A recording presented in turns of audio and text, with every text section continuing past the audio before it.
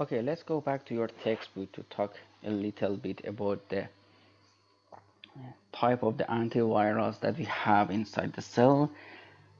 Okay, so all of the antiviral interfere with the life cycle of the virus. Okay, two type of it, I have explained it earlier, but there are also some other type of the antiviral. For example, it says some antiviral works by altering the cell's DNA, its genetic material, so that the virus cannot use it to multiply. Okay, this is another type of the antiviral. So it change the genetic material of the cells, the DNA, so it cannot, so the virus cannot use it for multiplication. Okay, the others block the enzyme activity within the host cell, which prevents the virus from the reproducing. Okay, so like the amantadine, which I have explained it earlier. Okay, so let's go to the next page. So the case study that we have for the antiviral activity is the flu viruses. Okay, so flu viruses can be easily become pandemic.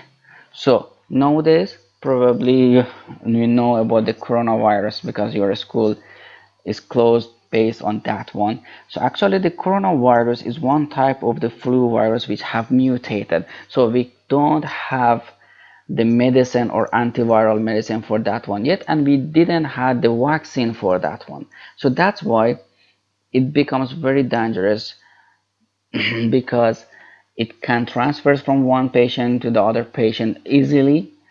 And the main problem is that after the person is infected by the coronavirus or this new flu virus, for 2 weeks it doesn't show any symptom. So the person doesn't know that it is infected or it carries the virus, and it can pass the virus to the other people, and finally it becomes global outbreak of the flu, which we call it pandemic situation, which right now we have exactly the same situation for the coronavirus. So here in this picture, typical flu virus is shown. As we said, there are two important substance on the surface of the virus, hemagglutinin and neuraminidase, which we call it H and N. The function of each one of them are mentioned here, so you must know that one. And also we have explained where the name H1N1, H5N5 comes from. They refer to different forms of these molecules that are present in the virus. Okay, let's go to the next page.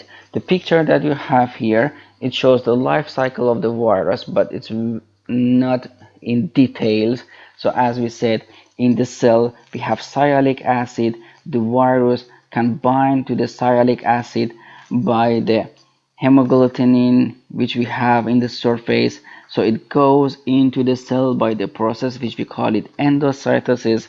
In the cell it replicates, it comes to the surface, and at the surface the virus is connected to the sialic acid by exactly the same hemagglutinin. So it cannot escape from the cell, but it releases via the enzymatic action of the neuraminidase. Neuraminidase breaks the bond between hemagglutinin and the sialic acid on the surface, so the virus which is replicated can escape the cell. Neuraminidase binds to its reactant sialic acid, which we call it substrate, at a specific region known as active site. If you made a chemicals that can bind to the active site of this enzyme, it prevents enzyme to be effective for its own substrate, here sialic acid. So the structure of the neuraminidase enzyme is determined by the X-ray crystallography, and they understood what is the active site of that, so they could make appropriate inhibitor which can bind to its active site. And as I said earlier, the two inhibitors or two medicines which they made are zanamivir or Relenza is the commercial name, and the other one oseltamivir, which its commercial name is Tamiflu.